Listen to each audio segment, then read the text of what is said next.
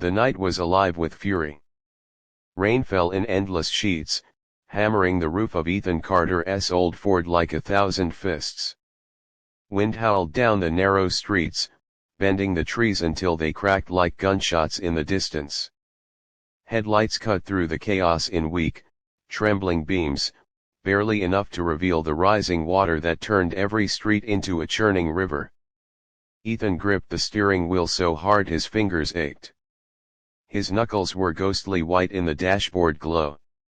The truck shuddered as water surged against its tires, tugging like unseen hands trying to drag it under.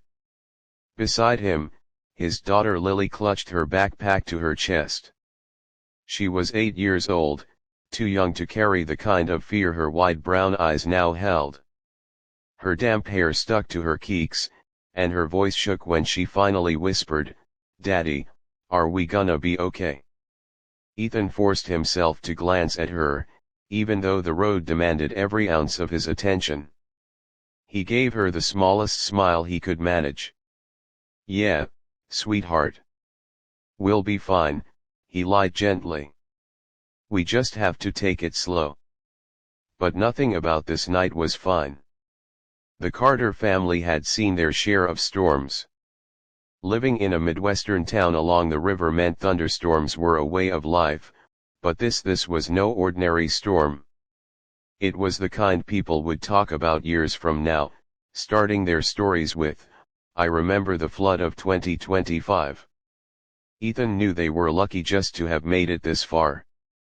The elementary school where he picked Lily up had already started evacuating families. The main bridge to their side of town had closed an hour ago. And home felt 100 miles away, even if it was just across 3 flooded neighborhoods. He leaned forward, squinting through the rain. The wipers slapped furiously, clearing the windshield for a split second before another sheet of water smeared the glass. It was almost useless. Then, out of the corner of his eye, something shifted in the darkness. At first it looked like debris, maybe a trash can or a log carried by the current. But then it moved differently. Clung. Reached. A hand. "Daddy!" Lily gasped, pointing toward the swollen river beside the road. "There's somebody out there." Ethan's stomach dropped. In the half-light, he saw her clearly now. A woman, clinging to a low-hanging branch, half submerged, her soaked hair plastered to her pale face. The water fought to tear her away, dragging at her legs like a monster determined to claim her. "Help her, Dad. Please!" Lily cried, her small hands pressed to the window. Every instinct in Ethan screamed for him to keep driving. He had Lily to protect. The truck was already fighting the current, one wrong move and they'd be swept in two. If he stopped now, he risked both their lives. But then the woman's eyes found his through the rain. Gray eyes, wide and desperate, begging without words. He slammed the truck into park. His pulse thundered in his ears. "Stay here," he told Lily, his voice firm but trembling. "Lock the doors. Do not move, no matter what." "But, Daddy." "No arguments, Lily." His tone left no room for debate. He squeezed her hand quickly, trying to reassure her, then shoved open the door. The cold hit him like knives. Water surged into his boots instantly, pulling at his legs with terrifying strength. Each step toward the riverbank felt like wading into a nightmare. The woman's grip was slipping, her fingers sliding along the bark as the current tore at her body. "Hold on!" Ethan shouted, though the storm swallowed his voice. Her head dipped below the surface. Panic surged in him, sharper than the cold. He lunged forward, grabbing for her arm just as she resurfaced, sputtering. Their hands met hers icy and slick, his straining with everything he had. For a split second, he thought he'd lose her. The current yanked them both, and water slammed into Ethan's chest, knocking the breath from his lungs. He wrapped his other arm around the branch, anchoring himself against the current's fury. "Don't let go!" he roared, though his own grip was failing. She coughed, choking, eyes rolling with terror. Ethan summoned strength he didn't know he had, hauling her inch by inch toward the shallows. His muscles burned, his boots slipped in the mud, and he tasted blood where he'd bitten his lip. Finally, with one last desperate heave, he dragged her onto the embankment. They collapsed together, gasping for breath, the storm raging around them like some furious beast denied its prey. The woman coughed violently, spitting up muddy water. Her chest heaved as she rolled to her side, trembling. Her lips moved, but at first Ethan couldn't make out the words. Then he heard it, faint as a ghost. "My boy."